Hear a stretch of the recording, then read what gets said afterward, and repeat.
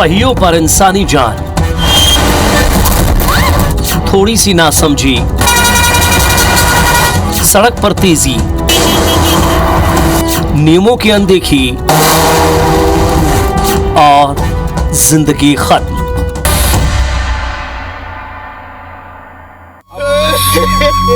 भैया मर गए, मर गए।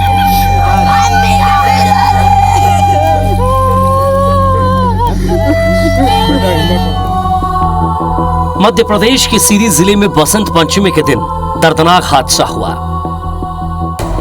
हादसे में 54 लोगों की जान चली गई। मरने वाले नौजवान थे जो सरकारी नौकरी की आस लिए बस में सवार थे। उन्हें उम्मीद थी कि तकलीफ सहकर जिस बस में वो खड़े होकर सफर कर रहे हैं वो उन्हें उनकी मंजिल तक जरूर पहुंचाएगी। लेकिन उन्हें क्या पता था कि सत्ता की सड़ान में सड़ चुके सिस्टम ने उनके लिए सुनहरे सफर में कांटे बोए हैं। वो तैयार थे इन्हीं कांटों की चुभन को सहन कर अपने सिर पर ताज पहनने के लिए, लेकिन ऐसा न हो सका। बसंत पंचमी के दिन सरस्वती पूजन कर सरकारी नौकरी के लिए प्रवेश परीक्षा देने निकले नौजवान सेंटर से कुछ 100 किलोमीटर दूर पहले ही उनका सफर हमेशा के लिए खत्म हो गया।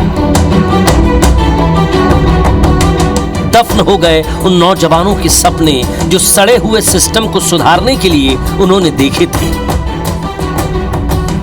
अब एक बार 54 मौतों के बाद सरकारी सिस्टम की बेरुखी देखिए।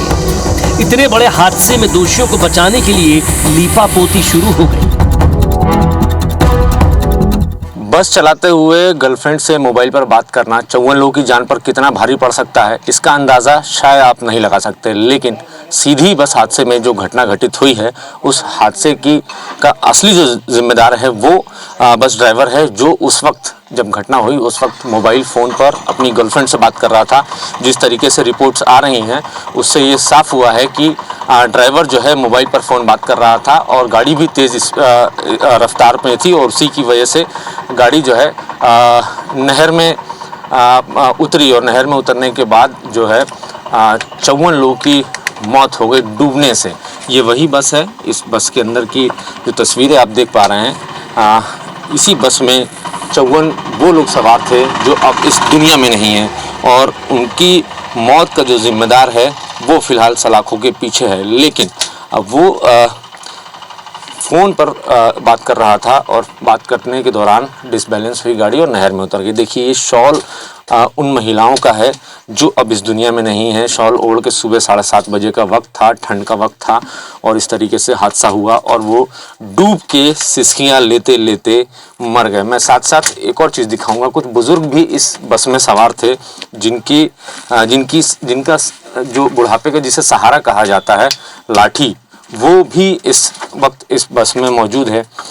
ये देखिए, ये लाठी है। यहाँ ज़रूर कोई बुज़ुर्ग सीनियर सिटीज़न यहाँ बैठा होगा और उसकी मौत हुई है, और उसका जो सहारा है वो ज़रूर छूट गया और वो इस दुनिया को अलविदा कह गए। आपने देखा कि सीधे हादसे में बस ड्राइवर की एक लापरवाही ने कैसे 54 जिंदगियां ली। लेकिन क्या 54 मौतों का जिम्मेदार सिर्फ एक बस ड्राइवर ही है? क्या इन मौतों के जिम्मेदार वो लोग नहीं जिनके पास टूटी सड़कों की मरम्मत करने, ओवरलोडेड बसों पर कार्रवाई करने और आम आदमी के लिए 5 दिनों तक छुइया घाटी पर लगे लंबे जाम को खुलवाने का जिम्मा था? शायद सीधी जिले की और भोपाल में बैठी ब्यूरोक्रेसी यही मानती है।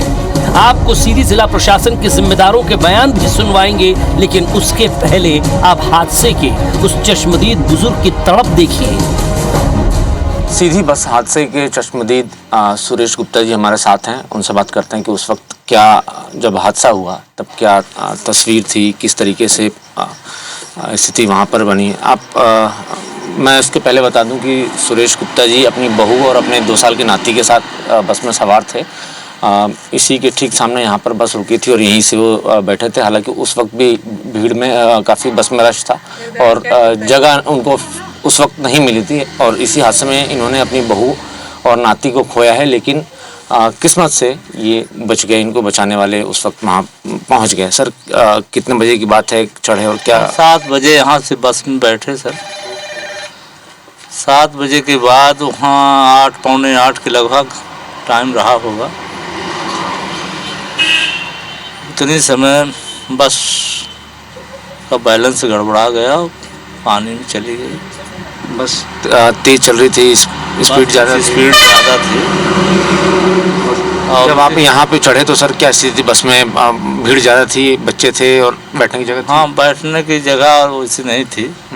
कंडक्टर हमें से बोला कि हम आगे सीट दे देंगे स्टैंड तक में। बहू को हमारे सीट दे दिया था, हम खड़े खड़े जा रहे थे। बस हो गए पलटी। उसके बाद कैसे हम बाहर निकले वो हमें मालूम नहीं कि हम बाहर कैसे आ गए। बाहर गए कि डूब गए, पानी में डूब गए। डूबने के बाद फिर ऊपर आए तब तैरना शुरू कर दिए। तैरते तैरते करीब, अब यहाँ से थाना कितना होगा मान लीजिए 10-20 पैराम, उतनी दूर हम बाते गए। एक लड़की ने फिर हमें बचाया। वहाँ पे जाम छुए घाटी पे लगा था, इसीलिए उसने इस तरफ से गया। तो आपको नहीं लगता कि आपने अब अपने परिवार का वारिस खोया है? 2 साल का नाती है। अरे हम तो क्या बताएं, मेरा दिल क्या कह रहा है, हम तो मर आ गए उस। ना हमें इस तरह की बहू मिलेगी, ना हमारा बच्चा इतना प्रिय था, इतना वो था।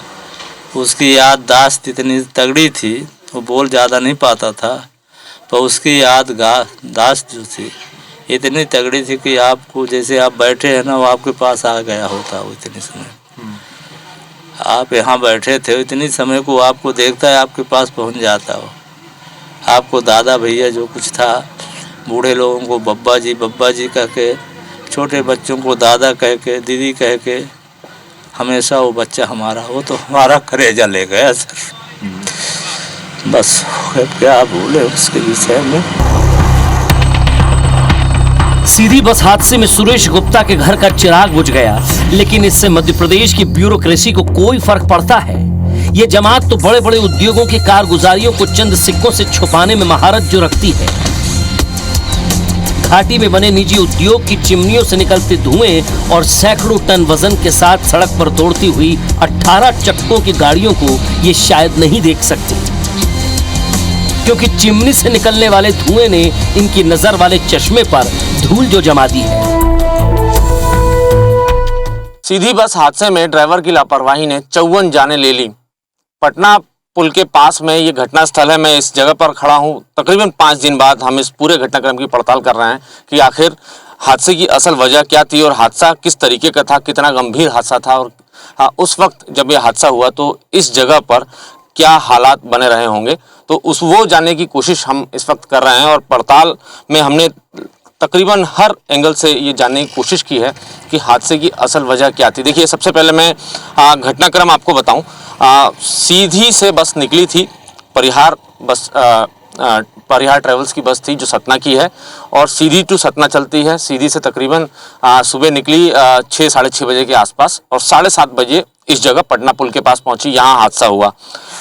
यहाँ से सीधे बस आ रही थी, ये पटना पुल है और यहाँ से बस आ रही थी और ठीक इसी जगह ड्राइवर जो है रॉन्ग साइड चल रहा था और ठीक इसी जगह यहाँ से मैं दिखाऊंगा तस्वीरें।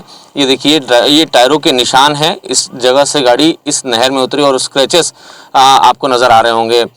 जो नहर है, नहर के जो बांध बने हैं दोनों तरफ, यहाँ पर आपको उसके निशान नज़र आ रहे हो किस तरीके से ये हादसा था। और उस वक्त 32 सीटर बस में 62 लोग सवार थे। 54 लोग की मौत हो चुकी है, बाकी लोगों को बचाया गया है। इस पूरे घटनाक्रम के बाद सुबह 7:30 बजे के बाद जैसे ही यह हादसे की खबर सीधी जिला मुख्यालय पहुंची तो सीधी जिला मुख्यालय में IBC 24 के संवाददाता मनोज कुमार जायसवाल को खबर लगी और वो मौके पर पहुंचे। तकरीबन 45 मिनट के भीतर वो इस जगह पर पहुंचे और इस जगह पर उन्होंने देखा किस तरीके से यहाँ की भयानक तस्वीर को देखा और कैमरों के जरिए आप दर्शकों तक इन तस्वीरों को पहुंचाया और रेस्क्यू ऑपरेशन में भी मनोज ने साथ दिया उस वक्त। हालांकि प्रशासन के पहुंचने में काफ़ी वक्त हो गया, लेकिन मौके पे आसपास के ग्रामीण पहुंच चुके थे और कुछ ऐसे तेज तर्रार संवाददाता मौके पर पहुंच चुके थे। मनोज, क्या स्थिति थी, कितने बजे का हादसा था और किस तरीके से यहाँ का हालात बने हुए थे?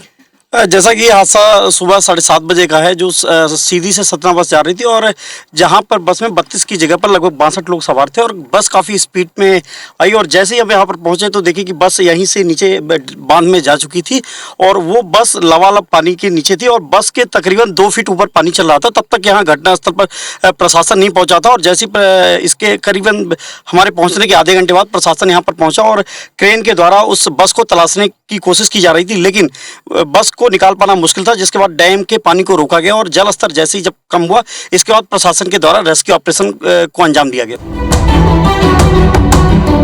दरअसल सीधी बस हादसे की पड़ताल के दौरान एक बात तो साफ हो गई कि छुइया घाटी पर अगर जाम न लगा होता तो यह हादसा नहीं होता, क्योंकि सीधी से जो बस सतना जाने के लिए निकली थी उस बस को जाम की वजह से शॉर्टकट लेना पड़ता।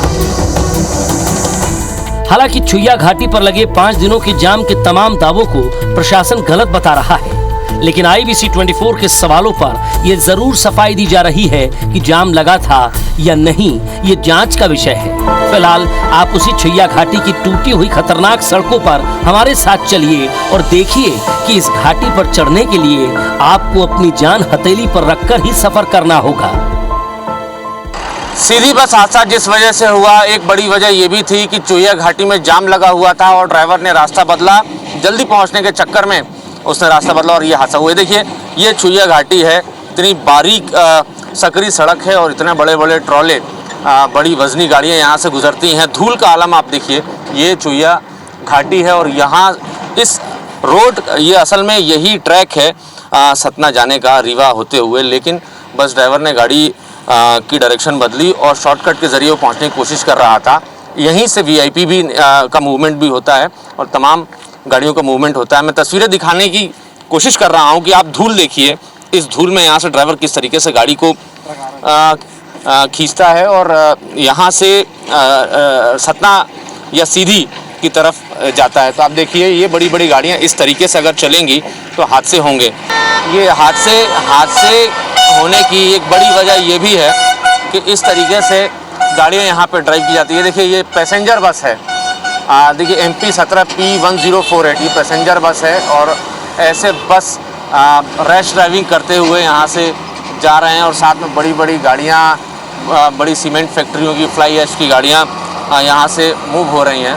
हादसे क्यों ना हो ऐसी जगह पर, ये बड़ा सवाल है और मध्य प्रदेश की सरकार को, शासन को और सीधी रीवा ज़िला प्रशासन को इस बारे में सोचने की ज़रूरत है कि छुइया घाटी में जो अमूमन आए दिन जो बड़े जाम लगते हैं जिसकी वजह से बड़े हादसे होते हैं, उसको रोकने के लिए एक लंबा और एक बड़ा कार्यक्रम क्यों नहीं बनाया जाता। सीधी बस हादसे में ज़िंदगी और मौत के बीच में संघर्ष कर रहे 7 लोगों को कुछ देवदूतों ने बचाया है।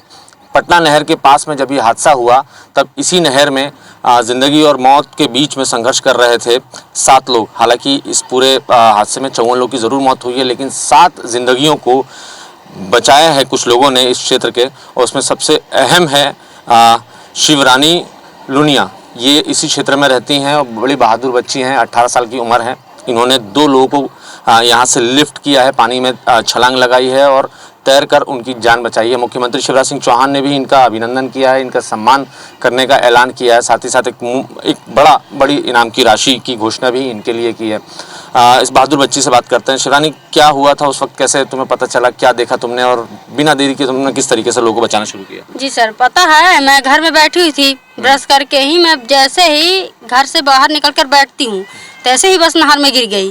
तो फिर मेरा छोटा भाई यहाँ पे खड़ा हुआ था, नहर के साइड में ही था, तो उसने बताया कि दीदी बस नहर में गिर गई। तो मैं वहाँ से उस प्लाट से दौड़ी हूँ, तो मैं वहाँ से कूदी हूँ, तो फिर उनको बाहर निकाला। 2 लोग थे, मतलब एक लड़की भी उनके साथ में थी, वो साइड में थी, वो साइड में थी। तो एक मेरे भैया इस प्लाट से कूदे हैं, तो वो लड़की को लेकर उस प्लाट निकल गए और मैं जो बुजुर्ग थे उनको मैं निकाली हूँ बाहर। सीधी बस हादसे की पड़ताल के लिए हमने हर एंगल को खंगालने की कोशिश की, हर उस शख्स से बात की जिसने हादसा देखा या फिर हादसे में शामिल रहा, लेकिन हादसों के घंटों बाद मौके पर पहुंचने वाले जिम्मेदार अफसरों के बयान ने हमें हैरान कर दिया।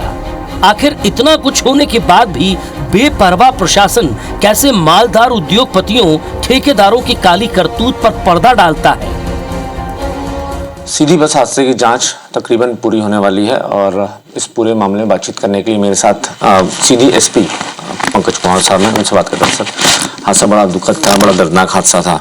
कई सवाल पुलिस विभाग पर भी उठ रहे हैं कि पेट्रोलिंग पुलिस की नहीं हुई, ओवरलोडेड बसें थी, चुहिया घाटी में जाम लगा था। शुरुआती दौर में क्या आपको लगा? देखिए, बहुत ही दर्दनाक और बहुत दुखद हादसा है और पुलिस की तरफ से और पूरे प्रशासन की तरफ से बहुत ही हम लोग खेद व्यक्त कर रहे हैं। बहुत दुखद हादसा है। इस पूरी घटनाक्रम को कई तरीके से देखा जा रहा है। एक तो जो रोड थी, जो हमारी स्टेट हाईवे थी, शहडोल से रीवा की स्टेट हाईवे थी, चुहिया घाटी से होकर गुजरती है। आप देखेंगे उस रोड की स्थिति जो है वो काफ़ी ख़राब है और रोड का रिपेयर का काम लगातार अब चालू प्रारंभ हो रहा है। वहाँ पे रोड पे भारी वाहन काफ़ी चलते हैं, इंडस्ट्रियल ट्रांसपोर्ट बहुत ज़्यादा है उस रोड पे। जो हमारे सिंगरौली से आने वाला पूरा इंडस्ट्रियल ट्रैफिक है, उसमें जो कोल की जो गाड़ियाँ हैं, इसके अलावा फ्लाई ऐश जो है वो भी बहुत बड़ी मात्रा में चलता है। इसके अलावा जो हमारी सैंड माइनिंग की गाड़ियाँ हैं वो भी बहुत बड़ी संख्या में चलती हैं। आप ये मानते हैं कि वो जाम नहीं था वहाँ पे, जिस तरीके से ये दावा किया जा रहा है कि चुहिया घाटी में 4-5 दिनों का जाम था? देखिए, ये जांच का विषय है ये, और जांच के पश्चात इसमें क्लियर हो पाएगा। मैं उस पर कुछ कमेंट अभी नहीं कर सकता हूँ, ये जांच का मुद्दा है। और लेकिन हमें कई माध्यमों से पता चला है, लेकिन आम जनता का भी कहना है कि वहाँ पे स्लो ट्रैफिक रहता है। ये हमें पता है, वहाँ पे ट्रैफिक स्लो रहता है, इसलिए कई अन्य जो पैसेंजर व्हीकल्स हैं वो डिटूर लेते हुए दूसरे मार्ग पे जाने की कोशिश करते हैं ताकि ट्रैवल टाइम उसमें कम रहे, क्योंकि घाटी से होते हुए जाएंगे तो आपको ट्रैवल टाइम निश्चित रूप से ज़्यादा रहेगा। ओवरलोडेड बसों की बात आ रही है, वो तो सामने आई गया, 32 सीटर बस थी, इतनी मौतें हुई हैं। फिर एक बार बॉल पुलिस विभाग की तरफ है कि पेट्रोलिंग की जिम्मेदारी पुलिस की। क्यों इतने सवारियां बैठ जाती हैं, क्या कहीं जांच नाका नहीं है?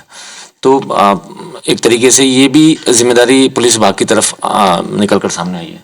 देखिए, ओवरलोडिंग जो बसेस पैसेंजर व्हीकल्स की होती है वो जैसे 32 सीटर इसमें बस थी और 62 पैसेंजर्स इसमें थे जिस समय ये घटना हुई।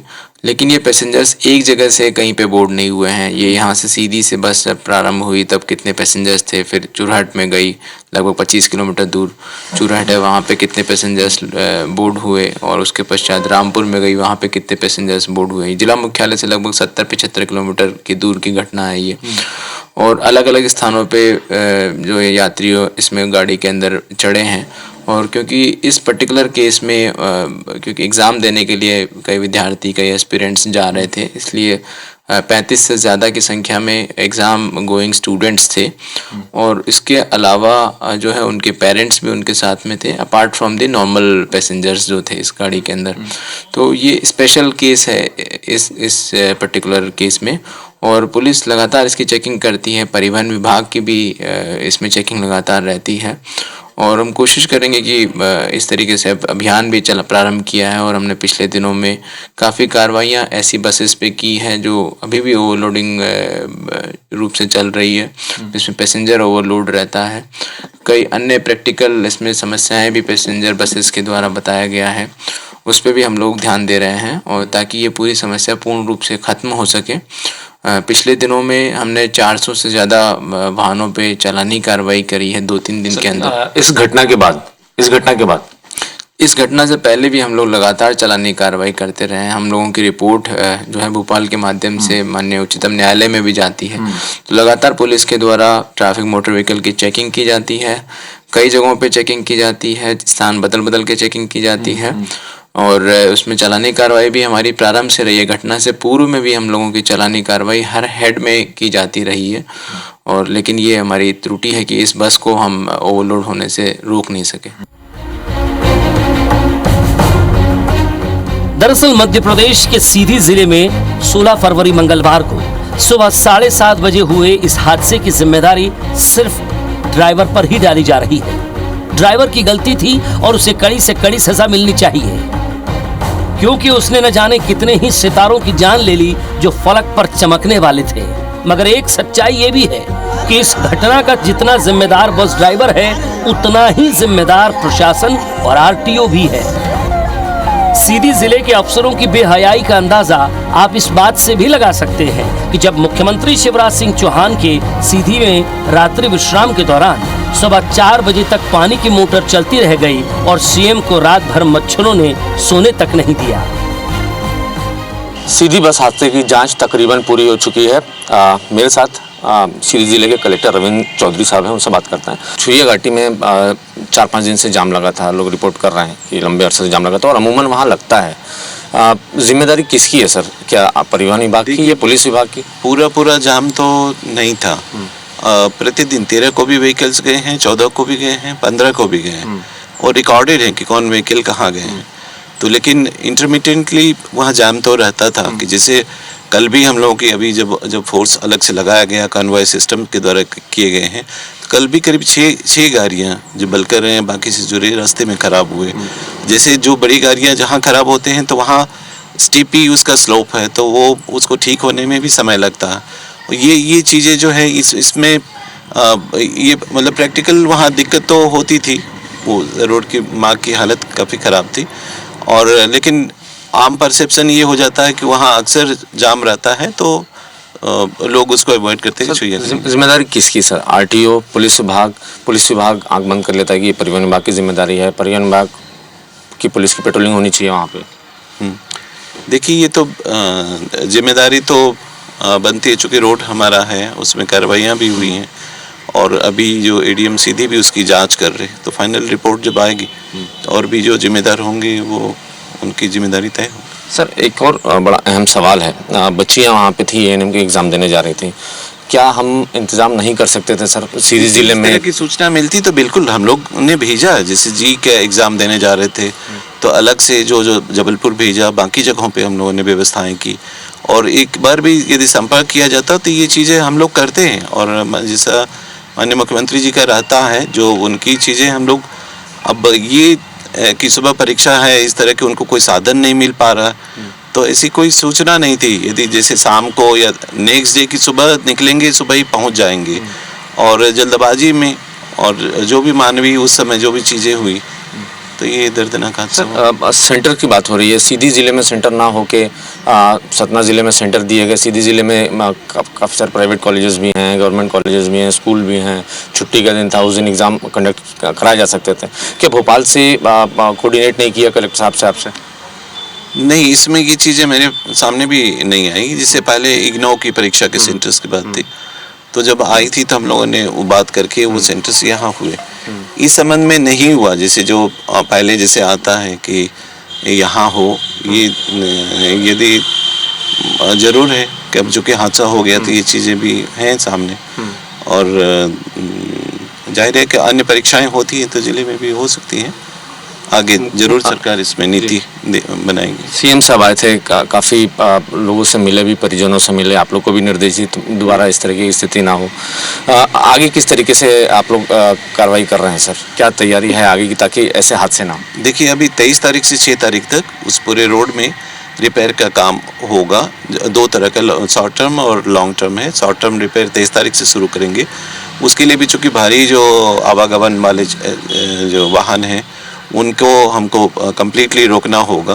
एमपीआरडीसी ने हमें रिक्वेस्ट की थी तो कल हमने एनटीपीसी साथ ही जो सीमेंट यूनिट्स हैं और जो ट्रांसपोर्टर हैं जो बड़े वाहनों के, उनसे हम लोगों ने कल बैठक की। बस ऑनर्स से भी हमने इस बात पे चर्चा किया। तो 23 से 6 तारीख तक ये बंद रहेगा। उसमें जो कंक्रीटिंग का काम है या बाकी काम ये किए जाएंगे और उनको जो भी सुविधा अभी वर्तमान में कन्वॉय के साथ कर रहे हैं कि एक तरफ से एक गाड़ियाँ जाएंगी लेकर के, फिर जब एक रोड फ्री होगा तो दूसरी तरफ से गाड़ियाँ आएंगी और जो जब तक ये कार्यक्रम जो रिपेयरिंग का काम होगा, जो शॉर्ट टर्म जो मोड़ पे जहाँ सबसे ज़्यादा दिक्कत की चीज़ें हैं तो वो तब तक छोटे व्हीकल केवल 4 व्हीलर और 2 व्हीलर्स उनको हम अनुमति देंगे।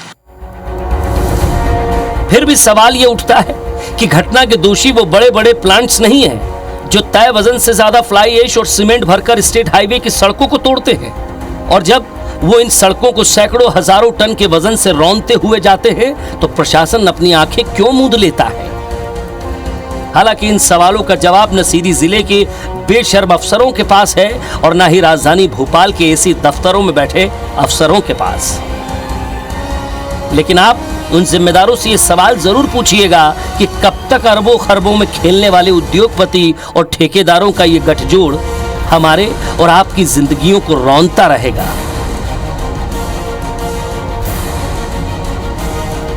कैमरामैन अमरीश ललारिया के साथ नवीन कुमार सिंह, IBC 24, सीधी।